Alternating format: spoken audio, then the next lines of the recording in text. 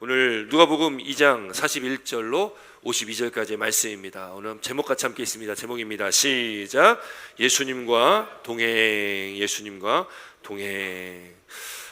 여러분, 동행이란 단어는 참 좋은 단어인 것 같습니다. 동행은 함께 가는 거죠. 함께 그 길을 가는 건데, 나 혼자 가면 참 외로운 길인데 함께 누군가가 나와 함께 한다는 것이 얼마나 감사한 일이겠습니까? 믿음도 나 혼자 믿음 생활하면 참 외로운 일인데, 또 우리가 함께 이렇게 모여서 예배할 수 있는 믿음의 공동체가 있다는 것이 또 얼마나 감사한 일이겠습니까?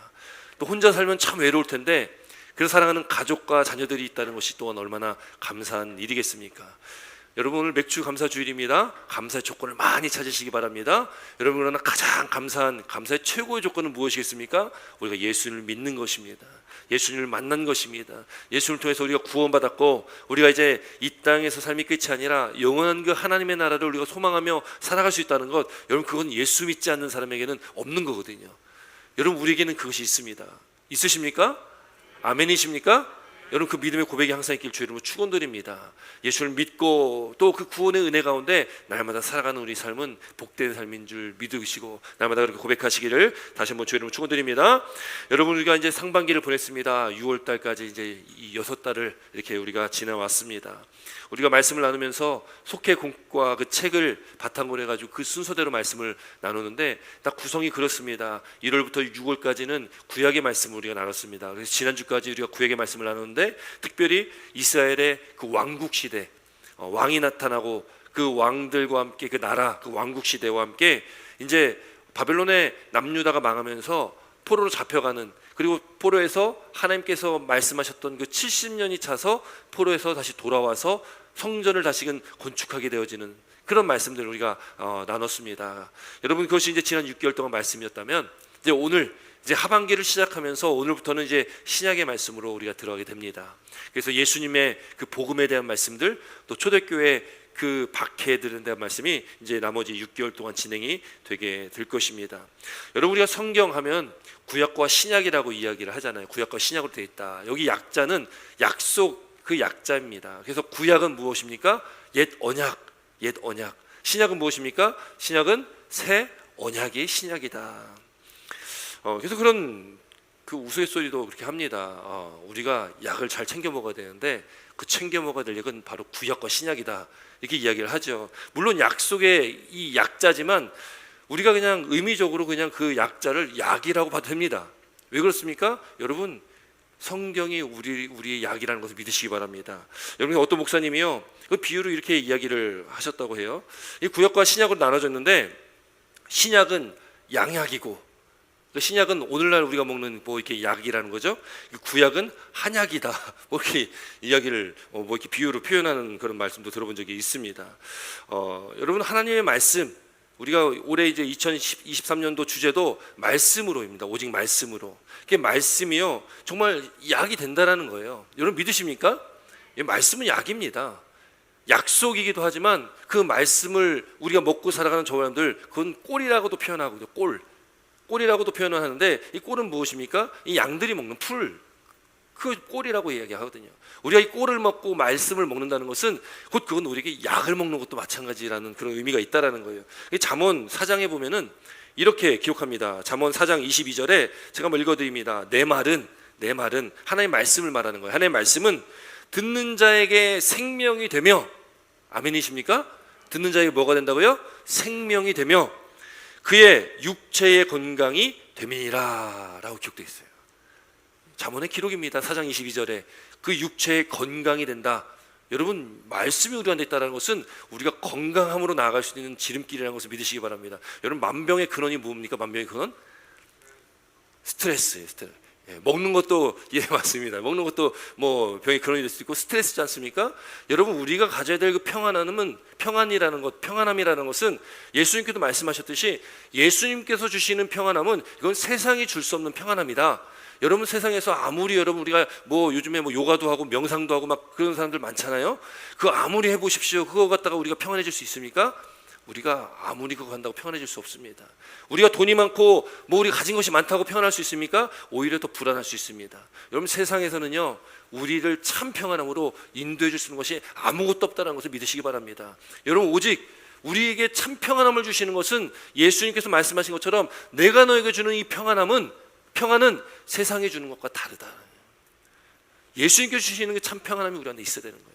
여러분, 그럼 예수님께서 주시는 참 평안을 어떻게 우리가 얻을 수 있습니까? 하나님의 말씀을 통해서 얻을 수 있다는 것을 믿으시기 바랍니다. 왜요? 예수 그리스도가 말씀이기 때문에. 말씀이 육신이 되어 이 땅에 오신 분이 바로 예수 그리스도이십니다. 그러면 우리가 예수님 안에 살아간다면, 말씀 안에 살아간다면, 여러분, 우리 마음에 뭐가 있어요? 평안함이 있는 겁니다. 여러분, 마음이 평안하면, 여러분, 병이요, 마음이, 그 병이 육신으로 이렇게 오지 않습니까? 여러분, 말씀 가운데 몸도 건강해지시고 또 영도 건강해지시는 저와 여러분 되시기를 주의 이름으로 축원드립니다. 여러분, 그래서 이 세상의 약은요, 이 세상에 뭐 약들 많지 않습니까? 이 약은 동전의 양면과 같습니다. 그래서 우리에게 이익이 되는, 우리 뭐 아픈 걸 치료해주는 그런 이로운 점도 있지만, 약이라는 것 자체가 다 부작용을 가지고 있습니다. 그 약을 보면 항상 거기 부작용에 대한 설명이 있잖아요. 여러분, 세상에 있는 모든 약은, 완전한 완벽한 약은 없다라는 것을 믿으시기 바랍니다. 뭐든지 과하면 또 그 약은 부작용을 다 가질 수가 있다라는 거예요. 그러나 하나님의 말씀은 부작용이 없습니다. 하나님의 말씀은 실컷 드셔도 됩니다. 하나님의 말씀은 과다 복용하셔도 상관이 없습니다. 아니, 오히려 하나님께서 원하시는 것이 그거 아니겠습니까? 물론 부작용이라고 한다면, 저도 이렇게 어렸을 때 어머니한테 이런 얘기들 들었습니다. 어머니가 이렇게, 부모님이 교회 잘 안 다니셨을 때 저한테 미쳤다고 그러시더라고. 미쳤다고. 너 왜 교회에 미쳐서 그러냐? 왜 미쳤다고? 저한테 미쳤다고 그러는데 저는 그 말씀이 싫지가 않더라고요. 여러분, 우리가 예수에 미쳐야 되는 거 맞는 거 아니겠습니까? 싫으십니까? 여러분, 우리 예수님에 미쳐야 됩니다. 우리는. 맞습니까? 하나님 말씀에 미쳐야 되는 거예요. 여러분, 우리가 당연히 그렇게 살아가야 되는 것입니다. 근데 우리가 그렇게 살지 못하는 게 좀 안타까운 현실이지, 여러분, 우리는 예수님께 미쳐야 된다는 거예요. 그 예수쟁이라고 예전에 많이 얘기하게 했거든요. 저도 어렸을 때 교회 다니고 그러면 내 친구들이 놀릴 때 예수쟁이다. 근데 쟁이라는 말이 원래 안 좋은 의미로 쟁이라고 쓰거든요. 원래 뭐 이렇게 기술을 짜는 장이라고 쓰잖아요. 장이. 이 쟁이라는 것은 좀 이렇게 부정적인 의미에서 쟁이, 뭐 욕심쟁이 이렇게 쓰거든요. 그 예수쟁이라는 것은 믿지 않는 사람들이 그렇게 안 좋은 의미에서 하는 거지만, 여러분, 우리는 예수쟁이라는 이야기를 듣는 것이 축복이라는 것을 믿으시기 바랍니다. 여러분, 예수께 미쳤다라는 것이 우리의 가장 큰 축복이라는 것을 믿으시기 바랍니다. 예, 그렇게 믿으셔야 돼요. 우리가 그렇게 예수님께 미쳐야 됩니다. 우리가 말씀 안에 그렇게 살아가야 된다는 거예요. 여러분, 거기에 생명이 있고 거기에 구원이 있기 때문에 그렇습니다. 그 길 외에는 다른 길은 없습니다. 예수 그리스도 외에는 다른 길은 없다라는 것을 믿으시기 바랍니다. 여러분께서 우리가 감사의 조건을 찾아야 되는데, 아니 뭐 오늘만 찾는 것은 아니겠죠. 매일매일 감사의 조건을 찾아야 되는데, 바로 예수 그리스도 자체가 저와 여러분들의 감사의 가장 우선되는 조건이 되시기를 주 여러분 축원드립니다. 여러분, 예수님만이 우리의 구원자이시라는 것, 예수님만이 우리에게 생명을 주신다는 것을 우리가 그렇게 믿고 살아가야 된다는 거예요. 여러분, 오늘 본문에 그 예수님에 대한, 복음에 대한 기록입니다. 예수님의 그 어린 시절에 대한 기록인데요, 성경에 예수님의 어린 시절에 대해서 그렇게 기록을 많이 하고 있지 않습니다. 뭐 태어날 때쯤에, 또 오늘 이 누가복음 2장에 오늘 우리가 읽은 이 본문의 말씀, 그리고서는 이제 예수님의 공생의 사역으로 30살의 공생의 사역으로 넘어갑니다. 그 예수님의 그 어린 시절의 어떤 그 기록이 많이 남아있지 않습니다. 굉장히 간략하게 되어 있다라는 거예요. 오늘 41절, 42절 함께 있습니다. 41절부터 42절입니다. 시작.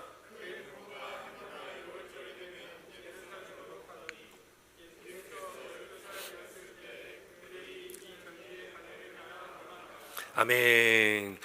예수님의 성장기, 그러니까 이게 예수님의 어떤 유년기를 기록한 유일한 말씀입니다. 여기 누가복음 오늘 이 본문의 말씀에는 성장기, 그 유년기의 말씀이 나오지가 않아요. 요거 한 말씀 나와 있는 겁니다.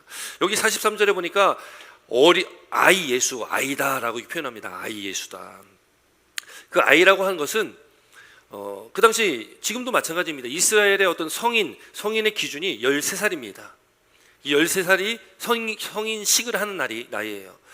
그러다 보니까 지금 오늘 본문의 말씀 보니까 예수님의 나이가 12살로 나옵니다. 12살이다 보니까 아직은 아이죠, 아이.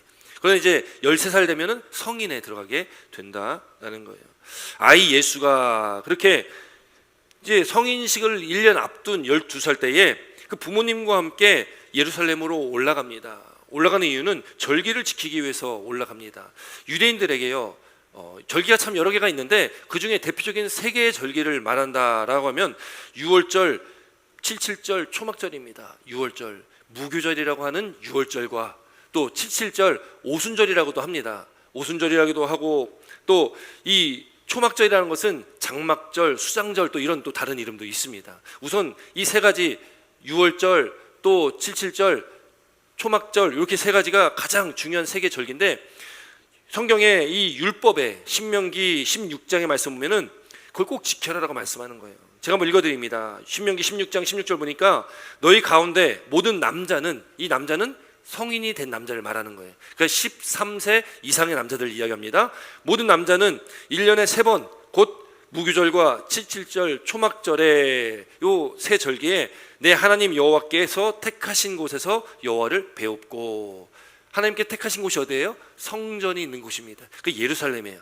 그 예루살렘으로 1년에 3번은 모여야 되는 거예요. 그리고 빈손으로 여호와께 뵙지 말고 각 사람이 내 하나님 여호와께서 주신 복을 따라 그 힘대로 드릴지니라. 예물과 함께 와서 하나님께 예배해라. 초막 그 절기를 지켜라라는 거예요. 이 6월절, 77절, 초막절 3개의 절기가 가장 중요하다고 말씀 나눴는데 여러분 가까이 있는 사람들이면 뭐 1년에 3번 왔다 갔다 하는 것이 큰 문제가 되지 않는데 멀리 떨어져 있으면 이 3번 왔다 갔다 하는 것이 쉽지 않지 않습니까? 그래서 때로는 그 3개의 절기 중에 그래도 좀 가장 중요하다는 하는 한 절기에 참석할 가능성도 있다라는 거예요. 그래서 오늘 이 6월절이라는 것은 3개의 절기 중에 가장 큰 절기로 말하고 있습니다. 그 6월절에 지금 예수님과 그 부모 되는 요셉과 마리아가 함께, 또 그 당시에 예수님의 동생들이 있었겠죠. 함께 전 가족이 지금 절기를 지키러 올라간 것입니다. 그렇게 올라갔는데 문제가 생깁니다. 오늘 이제 43절부터의 말씀 보면 문제가 생겨요. 우리 43절부터 46절까지 말씀 함께 있습니다. 43절부터 46절입니다. 시작.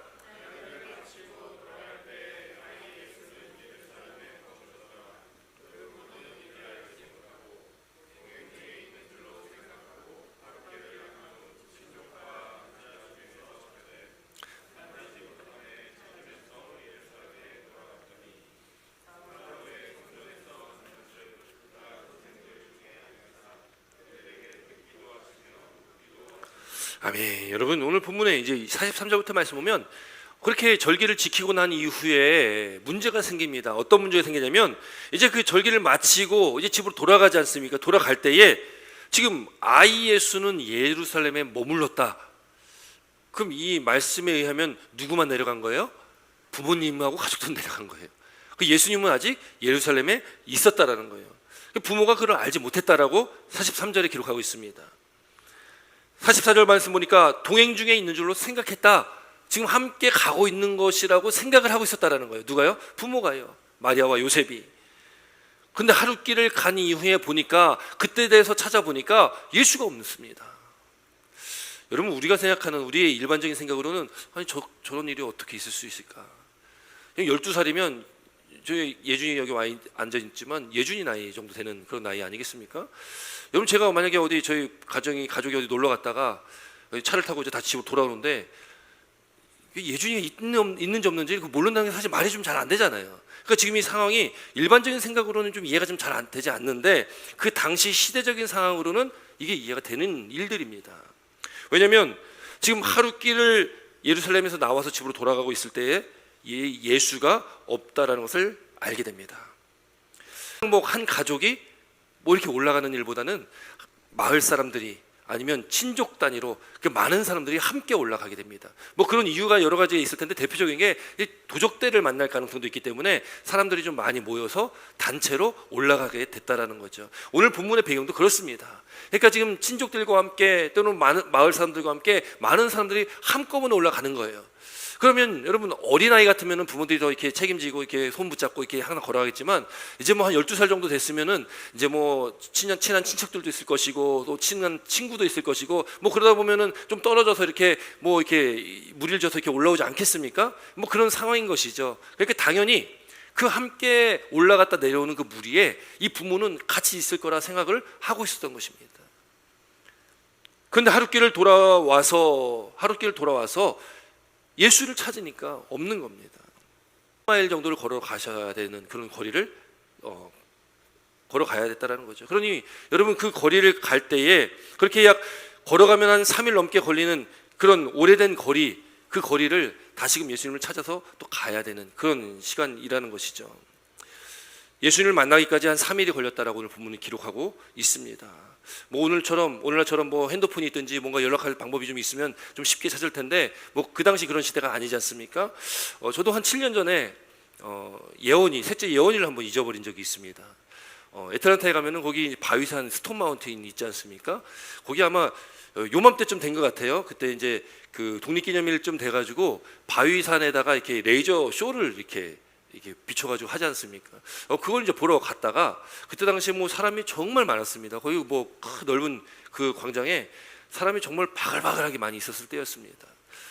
그때 당시 예원이가 이제 한 3살 정도 됐을 나이입니다. 같이 가다가 순간 없어지더라고요. 잃어버린 어떤 경험이 있으신 분들은 아마 공감하실 것 같은데, 정말 눈 깜짝할 사이에 순간 없어지더라고요. 그런데 이제 그 사람이 워낙 많으니까요, 이게 지금 어떻게 해야 될지를 모르겠어요.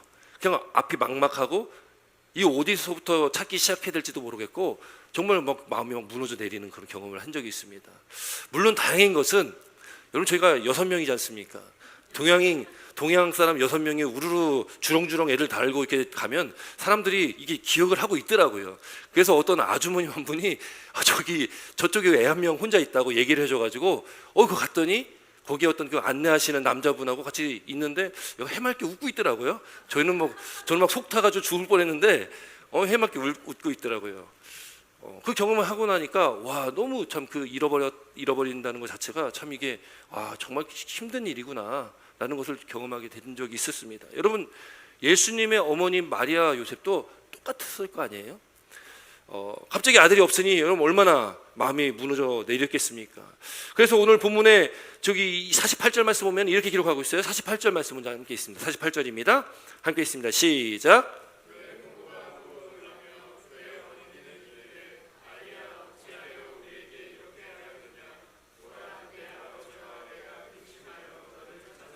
예, 이 부모의 마음이 거기 묻어나오지 않습니까? 얼마나 걱정 많이 했겠습니까? 3일 동안 찾았습니다. 하루길 가고 하루길 돌아와서 또 찾은 거예요. 찾다가 3일 만에 만났습니다. 그리 얼마나 마음이 무너져 내렸겠습니까? 얼마나 걱정을 많이 했겠습니까? 아이야, 어찌하여 우리에게 이렇게 하였느냐? 보라, 내 아버지와 내가 근심하여 너를 찾았도다. 당연한 거 아니겠습니까? 부모라면 그 근심하지 않으면 그 부모가 아니겠죠. 당연한 일입니다. 그때 예수님 뭐 하고 계셨습니까? 성전에 계셨다. 성전에서 무엇하고 있었습니까? 그때 율법 학자들, 그 선생님들 사이에서 듣기도 하고 또 묻기도 하고 이게 성경에 대해서 말씀을 나누고 있었다라는 거예요.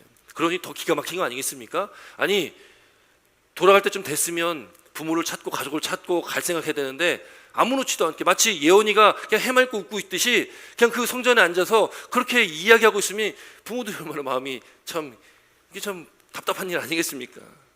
물론 다른 데 어디 안 가고 성전에 있었다는 것이 참 감사한 일이죠. 여러분, 여기 지금 이 부모가 그렇게 얘기했을 때 예수님께서 하신 말씀이 있습니다. 우리 49절 말씀 함께 있습니다. 49절입니다. 49절 함께 있습니다. 시작.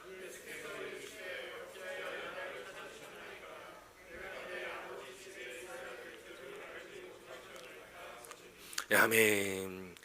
부모님들이 그렇게 이야기했을 때 나와야 될 반응은 뭡니까? 나와야 될 반응이 뭐예요? 뭐 울든지 엄마 잘못했어요. 손 꼭 붙잡고 다닐게요. 뭐 이런 좀 훈훈한 좀 분위기가 좀 있어야 되는데 지금 그렇게 뭐 훈훈하진 않습니다.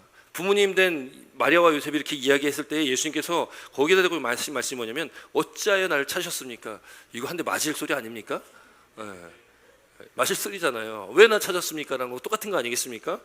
내가 내 아버지 집 있을 줄을 알지 못하셨나이까. 50절 보면요, 그 부모가 그애가 하신 말씀을 깨닫지 못하더라. 이거 맞을 소리입니다. 맞을 소리. 근데 예수님께서 이렇게 말씀하신 이유가 있죠. 여러분, 예수님은 이 땅에 왜 오셨습니까? 예수님은 이 땅에 메시아로 오셨다라는 거예요. 여러분, 이 예수님의 공세가 30살에 시작됐는데 많은 학자들이요, 이게 의견이 분분합니다. 그럼 언제부터 예수님이 메시아의 역할을 했을까? 아니면 태어날 때부터 메시아였을까? 아니면 공생애 때부터 메시아였을까? 아니면 지금 오늘 본문에 나오는 이 49절의 말씀처럼 이렇게 성전에서 이렇게 같이 있다가 부모를 만났던 이 당시에 그때가 예수님께서 메시아로서의 그 사명을 시작했을 때인가, 뭐 이게 참 분분합니다. 근데 그거는 본질적인 내용들이 아니기 때문에 굳이 우리가 거기에 뭐 왈가왈가 할 필요가 없습니다. 예수님은 이 땅에 오신 것은 메시아로 오셨습니다. 어린 그런 구유에서, 말구유에서 그렇게 태어나셨지만 그 어린 아기지만 그래도 메시아이신 예수님이시라는 것을 우리는 믿어야 된다는 거예요. 그러니 동방박사에서 그 세 사람이 그 먼 길을 찾아온 거 아니겠습니까? 아기 예수를 보기 위해서, 왕으로 오신 예수님을 오기 위해서. 예수님께서 지금 49절에 하신 말씀은, 예수님께서 이 말씀을 하셨다라는 것은 우리가 기억해야 될 것, 이게 좀 번역이요, 우리가 한국말로 번역을 해놨다 보니까 좀 의미가 좀 정확하게 전달되지 않는 부분이 좀 있습니다. 여기 예수님께서 말씀하신 그 말씀의 의미는 지금 내 아버지의 집에서 내가 있어야 한다라는 어떤 그런 의미를 말씀하고 있는 거예요. 그러니까 원문의 의미는 내가 아버지의 집에 있어야만 합니다라는 의미예요. 그러니까 여기 오늘 본문 우리 성경의 49절은 약간 좀 대드는 그런 투 같이 느껴지잖아요. 그런데 원문은 그렇지 않습니다. 나는 여기에 있어야 됩니다. 여기 있어야 됩니다. 왜요? 성전이 아버지의 집이요, 예수님께서 계셔야 될 곳이기 때문에 그렇습니다. 여러분, 예수님께 그걸 말씀하고 계신 거죠. 아직 12살의 성인이 되지 않은 아직 어린 나이지만, 그러나 이 예수님께서는 아시고 계셨던 거예요. 이 땅에 오신 목적을 예수님께서 아시고 계셨다. 내가 아버지 집에 있어야 된다는 거예요. 물론 부모님은 그 이야기에 무슨 뜻인지 깨닫지 못했을 것입니다. 그렇게 이제 다시 만나게 되고 다시 고향 땅으로 내려갔다. 51절 말씀 보니까 예수께서 함께 내려가사 나사렛에 이르러 순종하며 받드시더라. 또 고향 땅에 내려가서는 이제 마리아와 요셉의 또 한 명 육신의 아들로서 부모님을 잘 섬겼다라는 그런 말씀입니다. 여러분, 오늘 본문의 중요한 부분, 저는 오늘 이 본문의 말씀을 이렇게 묵상하면서 한 줄이 참 마음에 많이 와닿습니다. 그 말씀이 어디냐면 44절의 말씀입니다. 우리 44절 말씀 함께 있습니다. 44절입니다. 함께 있습니다. 시작.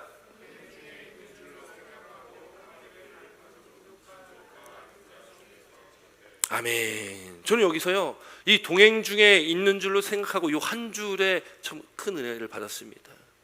여러분, 지금 마리아와 요셉이 부모님은요 어떤 마음입니까? 함께 있는 줄로 생각하고 있다라는 거예요. 지금 예수가 당연히 우리와 함께 있다라고 생각하고 있다라는 거예요. 왜 이 한 줄의 은혜를 받았냐면 이 한 줄이 의미하는 바가 너무나 큰 것 같습니다. 오늘 이 시대를 살아가는 저와 여러분들에게 이 한 줄의 의미가 너무 크다라는 거예요. 동행 중에 있는 줄로 생각하고, 동행은 앞서 말씀드렸듯이 함께 걷는 겁니다. 함께 가는 길입니다. 여러분, 어쩌면 이 한 줄의 말씀처럼 여러분, 이 마리아와 요셉의 그 모습이 이 시대를 살아가는 저와 여러분들의 모습을 지금 반영하고 있지는 않나, 우리가 한번 생각해 봐야 된다는 거죠. 우리가 예수 믿습니다. 오늘 나와 예배 드립니다. 또 매 예배를 지키며 우리가 늘 살아가고 있습니다. 그런데 우리가 교회 나와 예배 드리고 믿는 자로, 성도라고 또 그리스도인이라고 이렇게 살아가지만, 여러분, 우리 마음 가운데 그냥 우리가 생각으로만 예수님과 동행하고 있다라는 어떤 생각만 가지고 살아가고 있지는 않는지, 이거 우리가 좀 되돌아 봐야 된다는 거예요. 주님과 함께 동행해야 됩니다. 오늘 제목처럼 예수님과 동행하는 삶, 제가 가장 좋아하는 찬양이 주와 같이 길 가는 것, 주와 같이 길 가는 것 즐거운 일 아닌가. 나중에 후렴이 됩니까? 한 걸음 한 걸음 주 예수와 함께.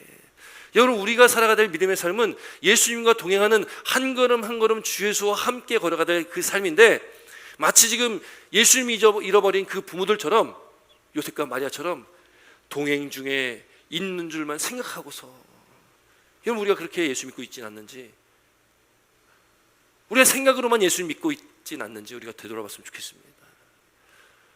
예수님과 동행하는 삶이, 그 삶이 복된 삶이요, 예수님과 동행하는 그 길이 복된 길이라는 것을 믿으시기 바랍니다. 여러분, 오늘날 이 시대를 살아가는 저와 여러분들이 예수님과 동행해야 된다는 이건 너무나 잘 알고 있습니다. 뭐 많은 책들이 뭐 예수님과 동행, 뭐 하나님과 동행, 이런 책들도 많고요, 그 이야기도 설교를 통해서 많이 듣습니다. 그런데 실상 우리의 삶 가운데 예수님과 동행하냐? 그 질문 앞에 우리가 서야 된다라는 것이죠. 그리고 오늘 이 말씀 앞에 우리가 다시 한번 돌이키는, 또 깨닫고 또 결단하는 그런 은혜 시간 됐으면 좋겠습니다. 예수님과 동행하시길 주 이름으로 축원드립니다. 여러분, 예수님과 동행하는 길이 우리가 나아갈 길입니다. 하나님과 함께 가야 되는 그 말씀 안에 살아가는 그 길, 앞서 서론에 말씀드렸듯이 말씀은 약속이고 또 우리에게는 약입니다. 우리를 지켜주는 말씀입니다. 우리를 치유하고 우리를 치료하고 우리를 회복케 하는 것이 바로 하나님의 말씀이라는 것을 믿으시기 바랍니다. 그건 예수님과 동행하는 자, 하나님의 말씀과 함께 동행하는 삶을 살아가는 자가 느끼고 깨달았고 얻을 수 있는 것입니다. 우리가 생각으로만 하면 그 은혜를 경험하지 못합니다. 그걸 깨달을 수가 없습니다. 그 은혜를 맛볼 수가 없습니다. 입술로만 그저 이야기한다면 그 은혜를 맛볼 수가 없다는 거예요. 우리가 삶을 살아나가야 된다는 것입니다. 여러분, 믿음은 입술에 그냥 고백의 믿음이 아닙니다. 삶으로 살아나가는 것이, 그것이 믿음입니다. 그냥 믿는다고만 하면 그걸 어떻게 믿는다고 우리가 바라볼 수 있겠습니까? 우리는 물론 누가 믿는다고 하면 그 사람의 믿음이니까 우리는 알 수가 없습니다. 그러나 하나님은 아십니다. 하나님은 아신다는 거예요. 내가 정말 하나님을 믿고 있는지, 내가 정말 하나님과 동행하고 있는지, 내가 정말 예수님과 동행하는 삶을 살아가고 있는지 우리는 알 수 없지만 하나님께서는 알고 계시다라는 거예요. 그 하나님과 함께 동행하는 삶, 그 길이 기쁜 삶이요, 그 길 가운데 주님께서 주시는 참된 평안함을 얻을 수 있는 그 은혜를 경험하게 된다는 것을 믿으시기를 주 이름으로 축원드립니다. 여러분, 오늘 이 본문의 말씀, 예수님의 유년 시절의 말씀이지만 우리가 이 말씀을 통해서 예수님과 함께 동행하는 그 길이 어떤 길인지를 반드시 깨닫고 오늘 돌이키시고 오늘 주님과 함께 한 걸음 한 걸음 나아가시는 저와 여러분 되시기를 주 이름으로 축원드립니다. 기도드리겠습니다.